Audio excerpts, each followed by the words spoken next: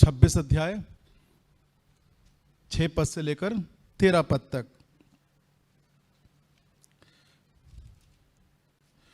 और ये तब की घटना है जब यीशु मसीह यरूशलेम में राजा के रूप में स्वागत हो चुका। उसके बाद वो जो लास्ट वीक है, सो हम परमेश्वर को धन्यवाद देते हैं। परमेश्वर एक नए कैरेक्टर के द्वारा हमें सिखाना चाहता, बताना चाहता है।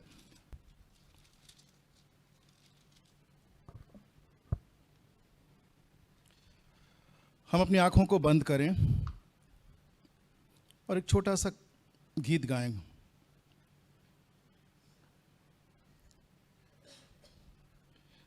तेरे आंगनों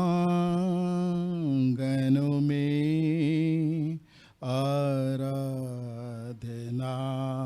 करें, उसके आंगनों में आराधना करें। आराधना आराधना आराधना आराधना आराधना आराधना आराधना आराधना। हाथों को उठाकर हम आराधना करें, यीशु के चरणों में आराधना करें। आराधना आराधना आराधना आराधना आराधना आराधना आराधना आराधना। आत्मा में महिमा में आराधना करें, आत्मा में महिमा में आराधना करें। आराधना आराधना आराधना आराधना आराधना आराधना आराधना आराधना। सो मेरे प्रियो, जैसा हमारे बीच में पाठ पढ़ा गया मत्ती रचित सुसमाचार 26 अध्याय 6 से लेकर 13 पद तक, और हमने सुन लिया कि कैसे शमौन कोढ़ी के घर में प्रभु यीशु मसीह इनवाइट थे। और भोजन के मध्य में हम देखते हैं एक स्त्री ने आकर उसके पैरों को में इत्र, बहुमूल इत्र डालकर उसको आंसुओं से भी क्या किया, पोंछना आरंभ कर दिया। और इसका चित्रण हम देखते हैं यूहन्ना रचित सुसमाचार जॉन चैप्टर 14। हम देखें वो स्त्री है कौन। यहाँ वो पूरी बात नहीं लिखी है, लेकिन इसके विषय में हम जाएं तो चैप्टर या लूका, पहले लिखा है लूका चैप्टर 7 वर्स 36 ऑनवर्ड। हाँ, इसको पढ़ दे कोई। ठीक है, हाँ पढ़िए।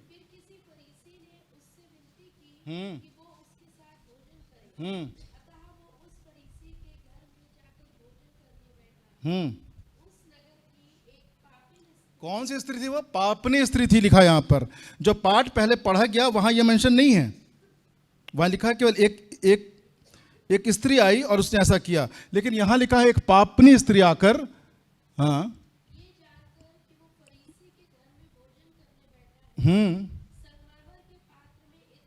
इत्र ले, हाँ,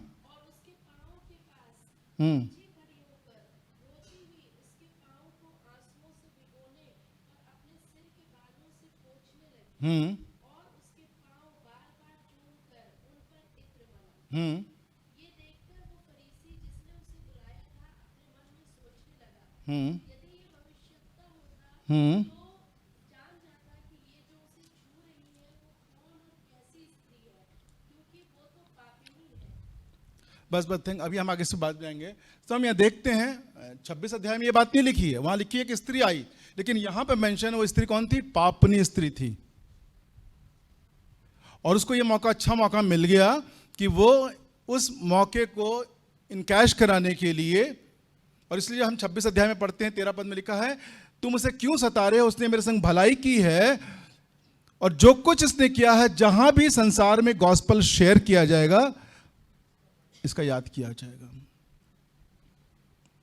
हम आप कुछ ना कुछ ऐसा काम करना चाहते हैं कहीं भी कि लोग हमें याद करें, लेकिन यीशु मसीह एक बात कह रहा है, जो कुछ इसने किया है मेरे लिए, मेरे गाड़े जाने के स्मरण के लिए किया हुआ है, तैयारी के लिए किया है, जहां भी संसार में गॉस्पेल शेयर किया जाएगा इस घटना को, इस स्त्री को जरूर याद किया जाएगा। वो स्त्री भी हमारे आपके समान थी। बाइबल कहती है ना, सबने पाप किया और हम परमेश्वर की महिमा से रहित हैं। वो पापनी स्त्री थी, और ये बहुत जरूरी है मुझे और आपको कि हमें इस बात का बोध हो कि मैंने परमेश्वर के विरुद्ध, परमेश्वर की दृष्टि में और स्वर्ग के विरुद्ध में क्या किया है? पाप किया है। और वो कौन याद दिलाएगा? John chapter, gospel of John chapter 16 verse 7 onward लिखा हुआ है, मैं तुमसे सच सच कहता हूं, लुका जॉन, ठीक है, तो अभी मैं तुम सच सच कहता हूं कि मेरा जाना तुम्हारे लिए अच्छा है, क्योंकि यदि मैं ना जाऊं तो वह सहायक तुम्हारे पास ना आएगा, परंतु यदि मैं जाऊंगा तो उसे तुम्हारे पास भेजूंगा। आगे वो आकर क्या करेगा? संसार को पाप और धार्मिकता और न्याय के विषय में क्या करेगा? निरुक्त करेगा। कौन कन्विक्ट करेगा? That I am sinner, we are sinner, पवित्र आत्मा। और इसलिए परमेश्वर चाहता है आज की संध्या काल में मुझसे और आपसे अपने वचन के द्वारा हमें स्मरण दिलाना चाहता है कि हम पवित्र आत्मा के वाणी के लिए संवेदनशील हो जाएं। परमेश्वर की वाणी को सुनने के लिए पवित्र आत्मा ही हमें क्या करेगा? कन्विक्ट करेगा, निरुत्तर करेगा कि मैंने स्वर्ग के विरुद्ध में और परमेश्वर की दृष्टि में पाप किया है। और वो पापनी स्त्री थी ना,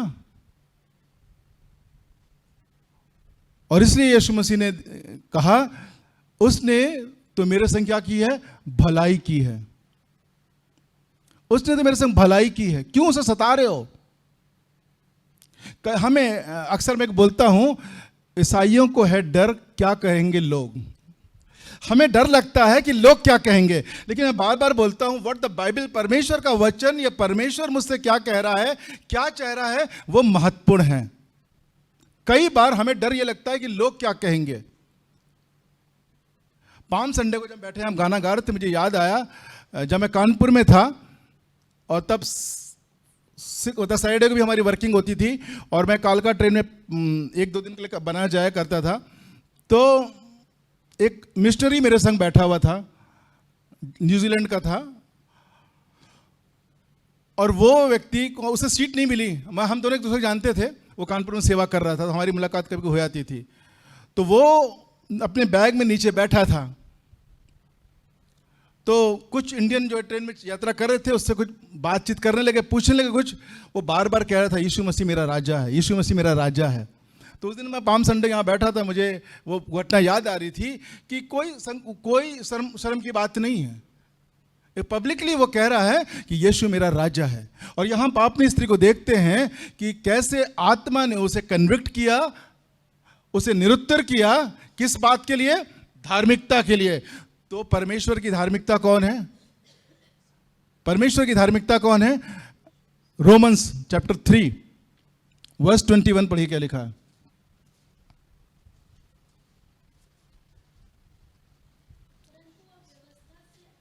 हाँ,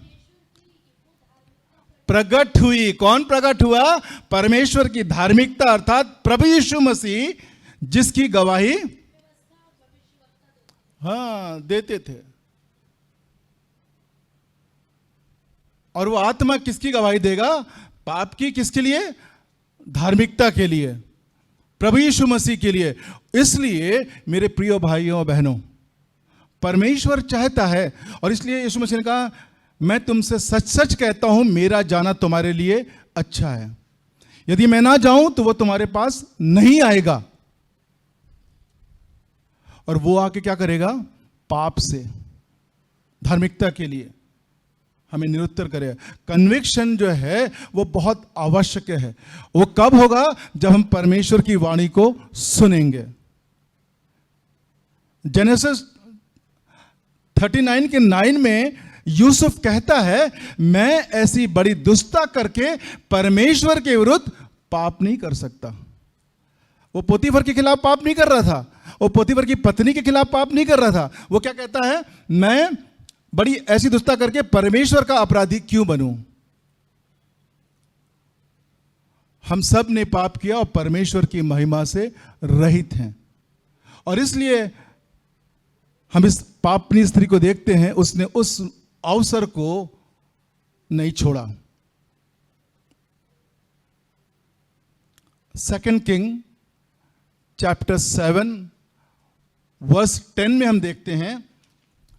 अगर शुरुआत में देखते तो वहां कोढ़ी लोग थे, 4 कोढ़ी लोग थे, और कैसे वहां अरामी राजा सेना की चढ़ाई हो रही थी। और 10 पद में लिखा हुआ है, तब वे चले और नगर के चौक, बताया 9 वर्ष। तब वे आपस में कहने लगे, जो हम कर रहे हैं वो अच्छा काम नहीं। ये आनंद के समाचार का दिन है, परंतु हम किसी को नहीं बताते। जो हम पाँव फटने तक ठहरे रहे तो हमको दंड मिलेगा। इसलिए अब आओ, हम राजा के घराने के पास जाकर। ये कोढ़ी लोग थे, फिजिकली कोढ़ी लोग थे। उनके अवश्य उनके शरीर में संवेदनशील ना हो, लेकिन उनके कान, जो उनके हृदय थे, वे परमेश्वर की वाणी के प्रति, परमेश्वर के मनुष्य के पाप के परिणाम से जो दंड था उसके प्रति क्या थे? संवेदनशील थे। और इसलिए हम देखते हैं ये पापनी स्त्री को ये मौका मिल गया कि वो उस शमन कौड़ी के घर में, जहां राजाओं का राजा, परमेश्वर की धार्मिकता, प्रभु यीशु मसीह उपस्थित था, उसने उस बहुमूल इत्र को लेकर जो कुछ वो कर सकती थी। मैं एक पुस्तक लगभग 15 साल से मॉर्निंग डिवोशन में उसको पढ़ता हूँ। 15 साल से ऑसवर्ल्ड चैम्बर्स की बुक है, वो हिंदी में भी है, इंग्लिश में भी है, लेकिन वर्ल्ड में उसकी बहुत शॉर्टेज है। और उस बुक का नाम है, उसके सर्वोच्च के लिए हमारा सर्वोत्तम। प्रभु यीशु मसीह के सर्वोच्च के लिए हमारा सर्वोत्तम। और यहां वो महिला ने क्या किया? क्या लिखा है? अपना बहुमूल इत्र, उसने अपना सर्वोत्तम वहां पर उंडेल दिया। और इसलिए यीशु मसीह कह रहा है, तुम उसे क्यों सता रहे हो? उसने तो मेरे संग क्या किया है? भलाई किया है। और इसलिए यीशु मसीह को यह कहना पड़ा कि जहां कहीं सुसमाचार सुनाया जाएगा। 13 पद पढ़े, क्या लिखा हुआ है? 26 का 13।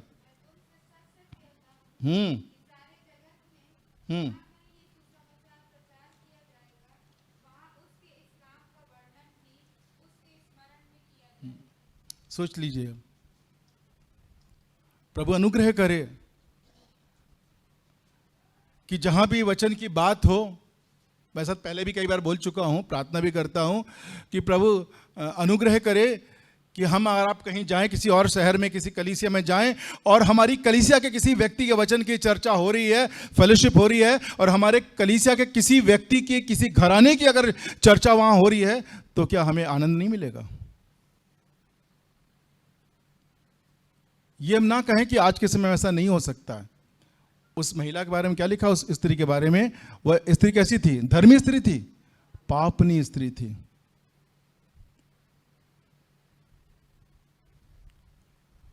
लुका 15:10 में यही लिखा है ना, मनुष्य का पुत्र खोयों को ढूंढने और उनका उद्धार करने आया है। मेरे प्रियो, जैसा हमने वचन में पढ़ा यूहन्ना 16:7-8 में कि वो आत्मा, पवित्र आत्मा आकर तुम्हें क्या करेगा? पाप के प्रति क्या करेगा? निरुत्तर करेगा, कन्विक्ट करेगा कि तुमने परमेश्वर की दृष्टि में और स्वर्ग के विरुद्ध में क्या किया है? पाप किया है। इसलिए बहुत से लोग कहते हैं भैया हम बहुत पापी इसलिए हम बाइबल नहीं पढ़ते। लेकिन मेरे प्रियो, ये वो मिरर है जो हमारे हृदय को क्या करता है? शुद्ध करता है, साफ करता है। और इसलिए परमेश्वर चाहता है, किसी ने कहा या तो ये वचन हमें पाप से दूर करेगा और या पाप हमें इस वचन से क्या करेगा? दूर करेगा। और परमेश्वर चाहता है कि दिन ब दिन हम परमेश्वर के वचन रूपी आईने में होकर अपने जीवन को व्यतीत करने वाले बन सकें।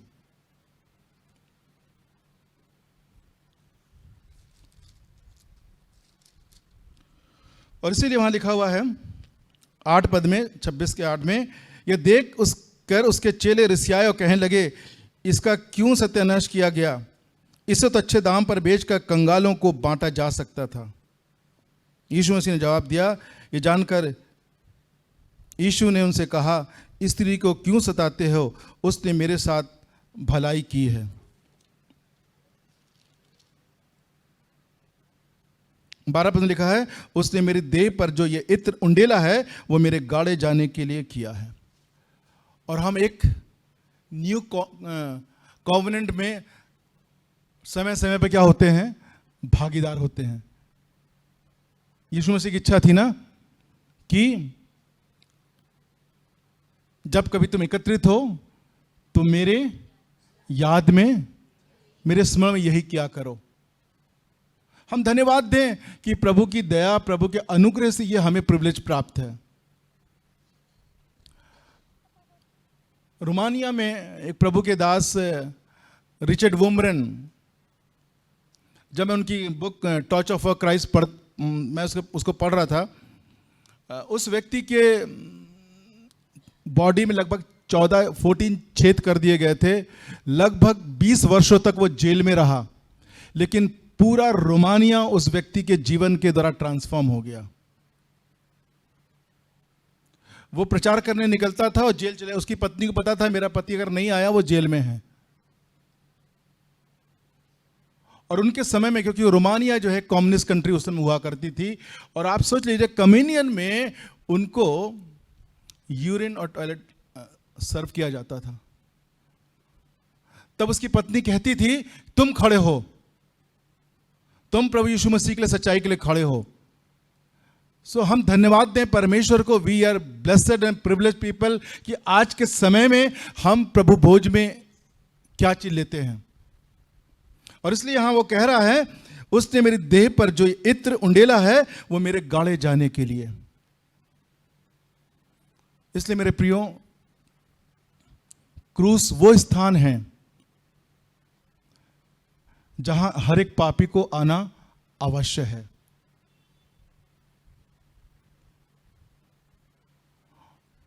और प्रभु चाहता है कि सच में हम पवित्र आत्मा के चलाए चलकर अपने पाप के प्रति संवेदनशील हो सकें,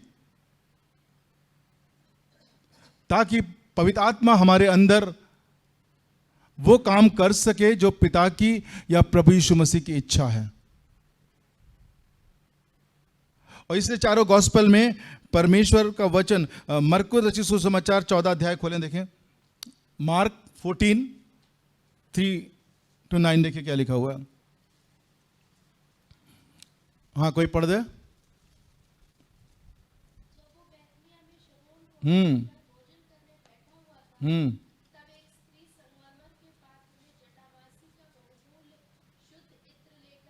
हाँ हाँ, आगे। हाँ,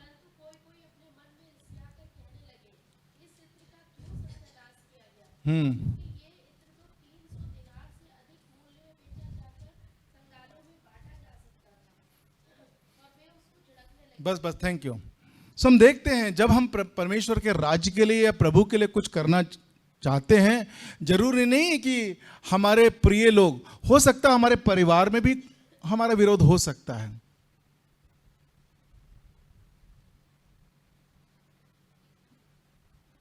बार बार उस पर रिसिया रहे हैं, बार बार उस पर कुड़कुड़ा रहे हैं, बहुत सारी बात कर रहे हैं, लेकिन हम परमेश्वर को धन्यवाद दें, ऐसी विपरीत परिस्थितियों में भी राजाओं का राजा प्रभु यीशु मसीह इस बात को उनको बता रहा है कि उसने मेरे गाड़े जाने के लिए मेरी देह पर यह इत्र मला है, और जहां भी यह सुसमाचार सुनाया जाएगा उसको अवश्य स्मरण किया जाएगा। और यह महिला कहां की रहने वाली थी? बैतनिया ही की रहने वाली थी।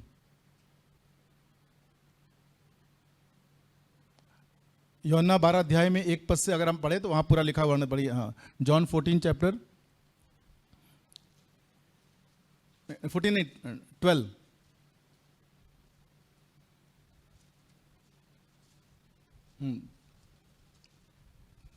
12 पढ़ दीजिए। हाँ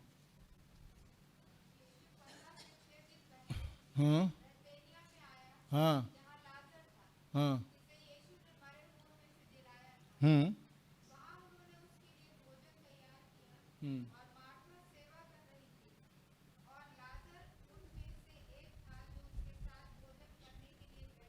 हम्म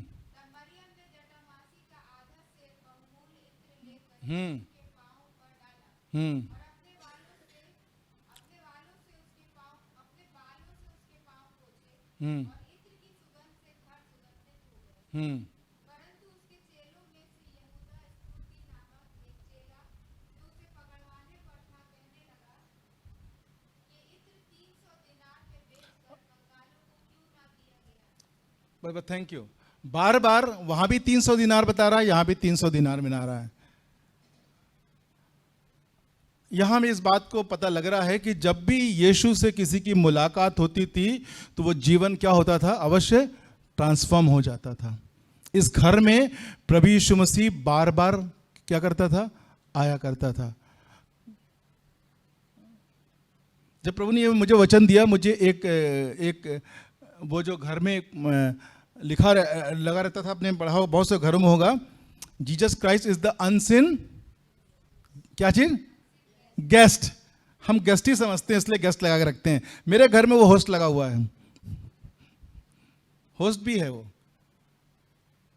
हम उसको गेस्ट समझ के रखते हैं। इसलिए कई बार बहुत चीज़ मार्केट में मिल जाती है, हम उसको लगा लेते हैं, उसका मतलब ही नहीं समझते क्या लिखा हुआ है, क्योंकि हम उसे गेस्ट समझते हैं, वो आता चला जाता है।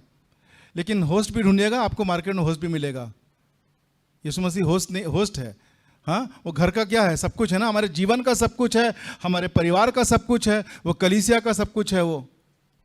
तो यहां देखते हैं कि उस घर में, यहां भी लिखा 300 दिनार, और यहां कौन? यहूदा इस्करियोती कह रहा है ये तो 300 दिनार में भेज दिया था।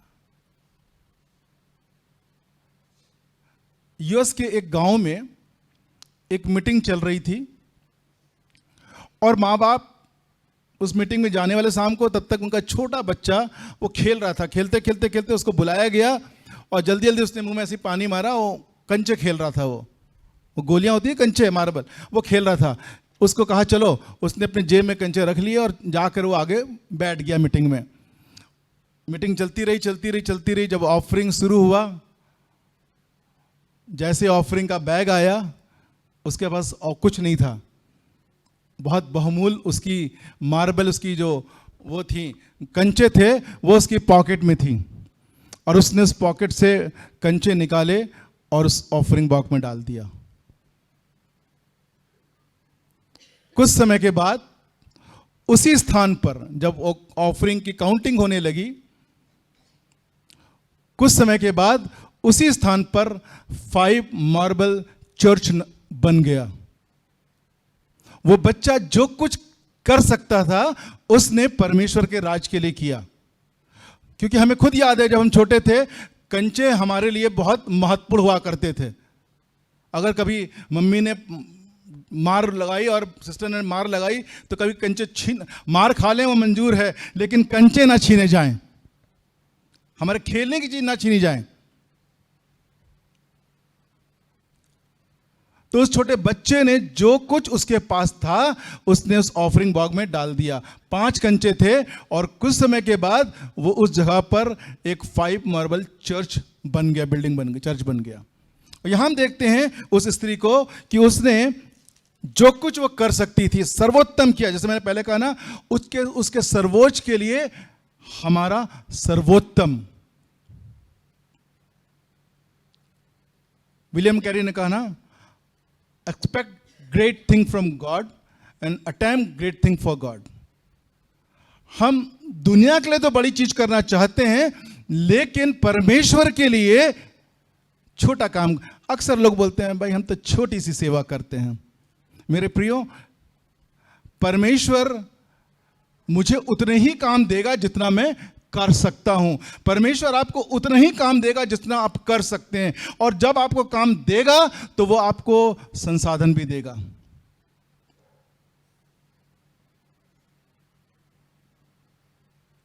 लेकिन परमेश्वर चाहता है, क्योंकि इब्रानियों 1 में हम पढ़ते हैं ना, पूर्व युग में परमेश्वर ने बाप दादों से भविष्यवक्ताओं के द्वारा थोड़ा थोड़ा करके बातचीत की, और अंत के दिनों में हमसे अपने पुत्र के द्वारा बातचीत की।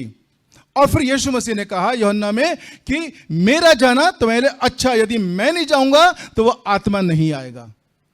उसी तरह एक परमेश्वर पर तो हम आप विश्वास करते हैं ना।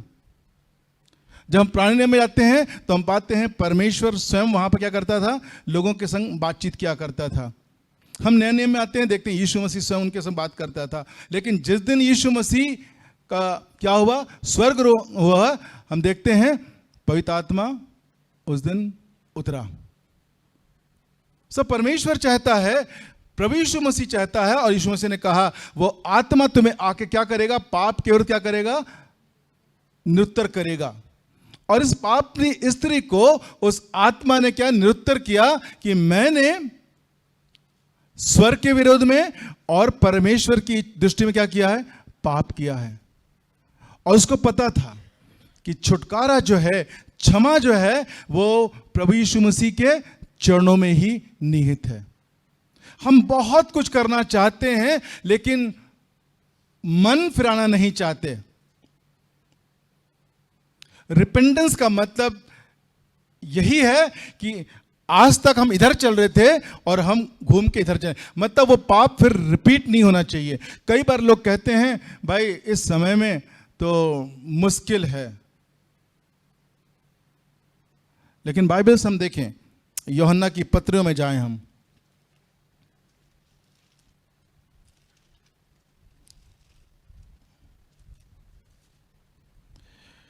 First John chapter 5 verse 18।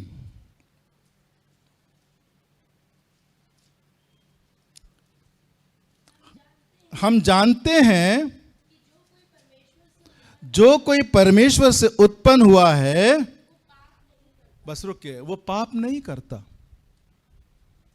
और अक्सर हम कहते हैं सब पापी, हम कब तक पापी बने रहेंगे।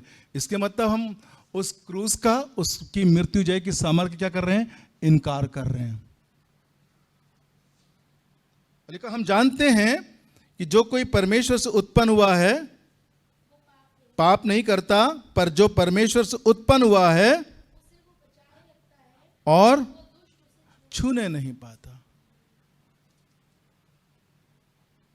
Yusuf was under God's plan. Yusuf परमेश्वर के प्लान के अंतर्गत था। उसे पता था कि मैं परमेश्वर के प्लान के अंतर्गत मिस्र में बेचा गया हूं भाइयों के द्वारा, ताकि वो इजरायली, वो यहूदी,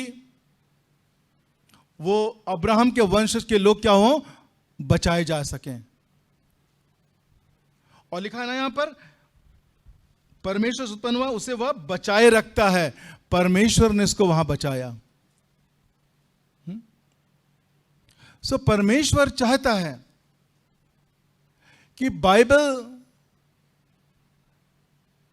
के संग हम समय व्यतीत करें, ताकि ये बाइबल हमें हमारे पाप के प्रति क्या करे, निरुत्तर कर सके, कन्विक्ट कर सके।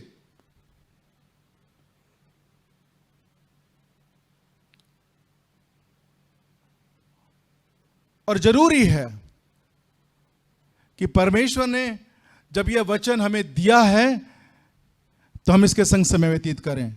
हम कभी ना कहें हमें समझ में नहीं आता। अक्सर मैं जवानों से जो वचन की बात करता हूं तो मैं पूछता हूं, बताओ पढ़ते हो? कहते नहीं पढ़ता। मैं क्यों पूछता हूं? टाइम नहीं मिलता, या बाउंसर हो जाती है, या अच्छा नहीं लगता है। कोई एक कारण तो होगा ना।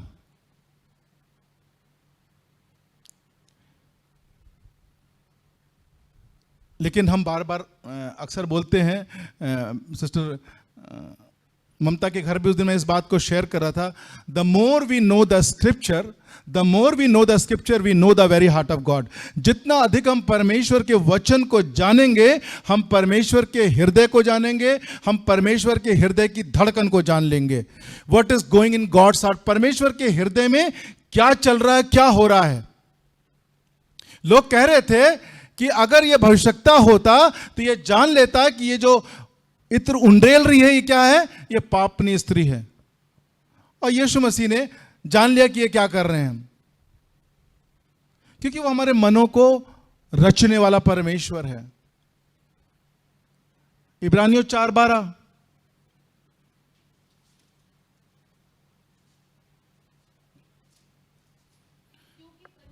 क्योंकि परमेश्वर का वचन जीवित और प्रबल और हर एक दोधारी तलवार से भी चोखा है, और प्राण और आत्मा को गांठ गांठ और गुदे गुदे को अलग करके आर पार छेदता है, और मन की भावनाओं और विचारों को जांचता है। ये दो धारी तलवार तो हम लोगों ने देखी नहीं होगी ना, लेकिन दो तलवार यही है, सुनाने वालों को भी वो शार्पन करती है और सुनने वालों को भी शार्पन करती है। और परमेश्वर चाहता है कि सच में हम सुनाने वाले भी बने और हम सुनने वाले भी बने। और जब भी यीशु मसीह कहीं बैठता था तो चुप नहीं बैठता था ना, वो भोजन करने बैठा था तो ये नहीं कि भोजन ही कर रहा, उससे पहले तो वो संदेश दे ही रहा होगा। और इसलिए यीशु मसीह ने कहा, उसने जो भलाई मेरे संग की है, जहां भी सुसमाचार सुनाया जाएगा वहां इसके काम की चर्चा अवश्य की जाएगी। मेरे प्रियो, परमेश्वर चाहता है, जैसे हम कहते हैं ना कि हम अपने वर्क प्लेस में, कहीं भी, अपने समाज में कहीं भी सोचते हैं कुछ ऐसा कर लें कि लोग हमें याद करते रहें। क्या ही धन्य है कि प्रभु का अनुग्रह हम पे बना रहे और हम प्रभु की आत्मा के चलाए चलकर परमेश्वर के राज के लिए ऐसा काम करें कि जहां भी चर्चा हो वचन की, आपका नाम, आपके परिवार का नाम, हमारा नाम, हमारे परिवार का नाम, शालोम की कलीसिया का नाम वहां याद किया जाए तो हमें कैसा लगेगा। परमेश्वर चाहता है कि सच में हम उस पापनी स्त्री के समान परमेश्वर के वचन को सुनकर, या क्योंकि वो स्वयं वचन था, तो जब ये वचन हम सुनते हैं, इस वचन के द्वारा हमें पवित्र आत्मा हमारे पाप के प्रति क्या करे, कन्विक्ट करने पाए, निरुत्तर करने पाए, और हम सच में परमेश्वर के द्वारा पाप से छुटकारा पाकर परमेश्वर के सर्वोच्च के लिए सर्वोत्तम देने वाले बन सकें। ना केवल धन, परंतु अक्सर मैं बोलता हूं 3T। द फर्स्ट T जो है हमारा टाइम। जो भी टाइम हमें जीवन मिलता है, जब हम उसको परमेश्वर के राज में इन्वेस्ट करते हैं, खर्च नहीं करते हैं। एक दिन मैंने चर्च से क्वेश्चन पूछा था, what is the difference between expense and investment. खर्च में और बचत, इन्वेस्टिंग और बचत ना, में क्या अंतर है। खर्चा होने का मतलब है दोबारा नहीं मिलेगा, लेकिन इन्वेस्ट करेंगे तो हमें कुछ बढ़ कर मिलेगा। तो जब भी हम 3T में से फर्स्ट T जो टाइम है, जो जीवन हमको मिला है, बार बार हम प्रार्थना कर रहे हैं। अभी जीवन भैया ने प्रार्थना की, इस महामारी के बाद भी हम अब तक जीवित पाए जाते हैं। परमेश्वर ने हमें जीवन समय और दिया है।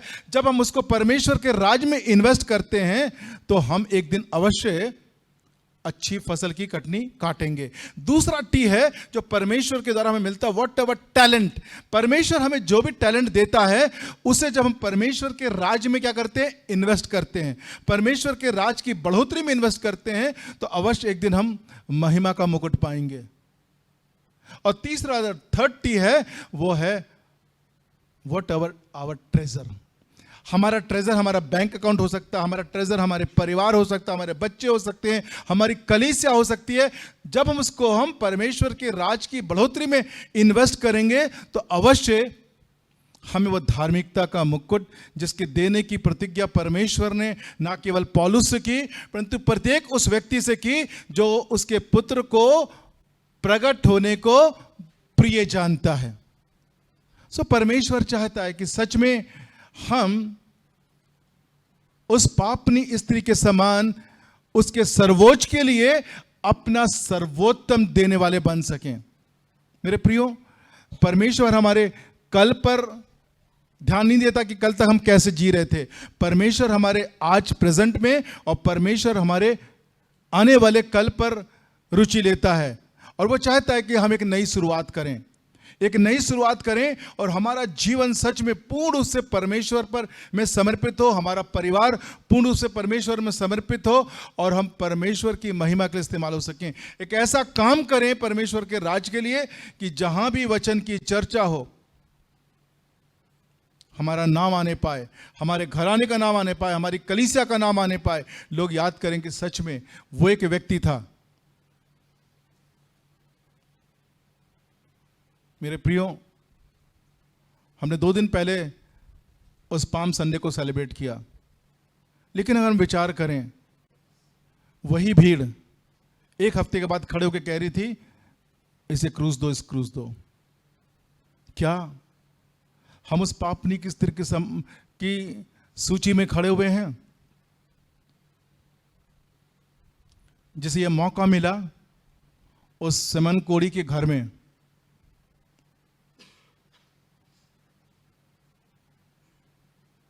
लूका रचित सुसमाचार 7 अध्याय को देखें, उसमें 1-2 पद को पढ़ें। 7 चैप्टर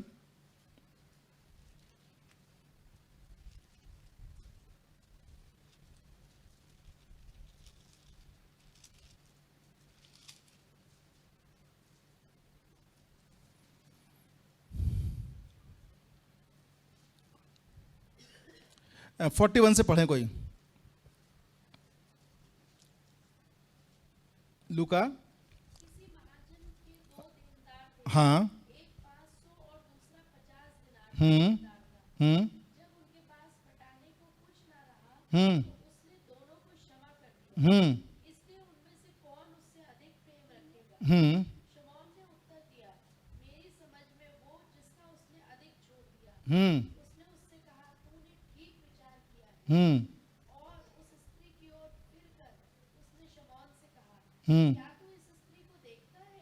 मैं तेरे घर में आया, परंतु तूने मेरे पाँव धोने के लिए पानी ना दिया, पर इसने मेरे पाँव आंसुओं से भिगोए और अपने बालों से पोंछा। तूने मुझे चूमा ना दिया, पर जब से मैं आया हूँ तब से इसने मेरे पाँव को चूमना ना छोड़ा। तूने मेरे सिर पर तेल नहीं मला, पर इसने मेरे पाँव पर इत्र मला है। इसलिए मैं तुझसे कहता हूँ कि इसके पाप जो बहुत थे क्षमा हुए, क्योंकि इसने बहुत प्रेम किया। पर जिसका थोड़ा क्षमा हुआ है वो बस, धन्यवाद। तो यहां प्रभु यीशु मसीह इस बात को भी बताना चाह रहा है कि मैं तेरे घर आया भोजन करने, लेकिन तूने ये नहीं किया, तूने ये नहीं किया। लेकिन इस पापनी स्त्री ने, और इस बात को दर्शाया, जिसके बहुत ज्यादा पाप क्षमा हुए वो अधिक क्या करेगा, प्रेम करेगा। हमारा व्यवहार बताता है कि हम परमेश्वर से, प्रभु यीशु मसीह से जो मेरे पापों के लिए मारा गया, आपके पापों के लिए मारा गया, हम उससे कितना प्रेम करते हैं। अवश्य नहीं कि हम मुंह से कुछ बोलें, हमारी एक्टिविटी, हमारा एक्शन बता देता है कि हम उससे कितना प्रेम करते हैं। और यहां उस पापनी स्त्री के उस कार्य के विषय में प्रभु यीशु मसीह गवाही दे रहा है शमौन से कि जिसके ज्यादा पाप क्षमा किए गए वो मुझसे ज्यादा प्रेम करेगा। मेरे प्रियो, हम अपनी आंखों को बंद करें, प्रार्थना करें और यदि अब तक हमने अपने पापों को नहीं जाना है कि हमने परमेश्वर के दृष्टि में स्वर्ग के विरुद्ध में पाप किया है,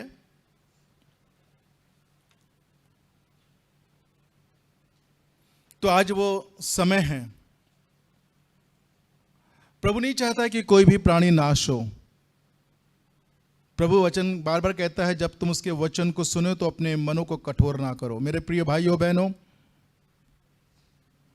प्रभु ने हमें आपको एक संध्या काल और दिया, यह अवसर दिया कि हम उसके वचन को सुने।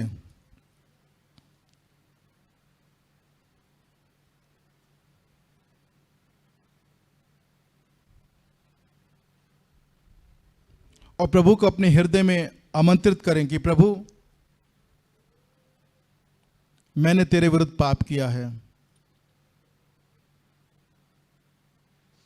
मैं चाहती हूं कि प्रभु आप मेरे अंदर आए, मुझे क्षमा करें, मेरे राजा बने, मेरे प्रभु बने, मेरे सब कुछ बने। मेरे प्रिय भाइयों बहनों, हमें नहीं पता कि प्रभु का आगमन कब होगा।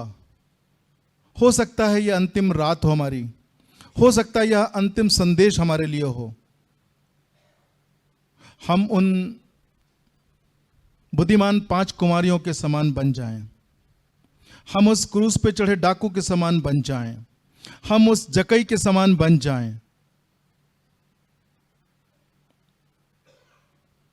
हमसे प्रेम करने वाले हमारे सामर्थी स्वर्गीय पिता परमेश्वर, हमें संध्याकाल एक बार फिर आपको हृदय की गहराई से कोटि कोटि धन्यवाद देते हैं कि आपने हमें अपने चरणों में बैठने का आदर आनंद दिया, अपना जीवनदायक वचन दिया कि प्रभु हम तेरे वचन को सुने और उस वचन के आईने में अपने जीवन का मूल्यांकन करने पाएं। ये सच है प्रभु कि हमने स्वर्ग के विरोध में और आपकी दृष्टि में पाप किया था। हमें तो अनंत दंड मिलना था, लेकिन हम धन्यवाद देते हैं आपके पुत्र प्रभु यीशु मसीह की मृत्यु जय की सामर्थ्य के लिए, उसके उस बहुमूल्य लहू के लिए जिसमें होकर आपने हमें पापों की क्षमा प्रदान की। हमारी आपसे प्रार्थना है प्रभु, यहाँ बैठे अपने प्रिय जनों के लिए, यदि कोई ऐसा जन है प्रभु जिसने अब तक अपने मनों को कठोर करके रखा है, अब तक प्रभु अपने पाप का अंगीकार नहीं किया है, प्रभु आपका आत्मा उसे निरुत्तर करने पाए, आपका आत्मा उसे कन्विक्ट करने पाए और प्रभु वो जीवन आज बचाया जाए, स्वर्ग में स्वर्गदूत आनंद का उत्सव मनाने पाए। हाँ प्रभु, दया करें, उस भाई और बहन के हृदय में कार्य करें प्रभु, ताकि मसीह की देह उन्नति कर सके। हम धन्यवाद देते हैं प्रभु फिर से कि आपके वचन ने हम सबसे बातचीत की। प्रभु वर दे कि जब अपने घरों को जाएं, अपने बिछौनों में जाएं प्रभु, तेरा वचन हमें स्मरण कराए, तेरा वचन हमें प्रोत्साहित करे और प्रभु जब तक आप हमें जीवन दें, हम उस पापनी स्त्री के समान अपना सर्वोत्तम आपके सर्वोच्च के लिए अर्पण करने वाले बन सकें। हाँ प्रभु, हम अपना सर्वोत्तम आपके सर्वोच्च के लिए करने वाले बन सकें। बाकी समय प्रभु आप हमारी अगुवाई करें। संपूर्ण आराधना को प्रभु तेरे हाथों में सौंपते हैं और चाहते हैं प्रभु कि आपका आत्मा हमारी अगुवाई करने पाए। हमारी प्रार्थना को ग्रहण करें प्रभु यीशु मसीह के नाम में, आमीन।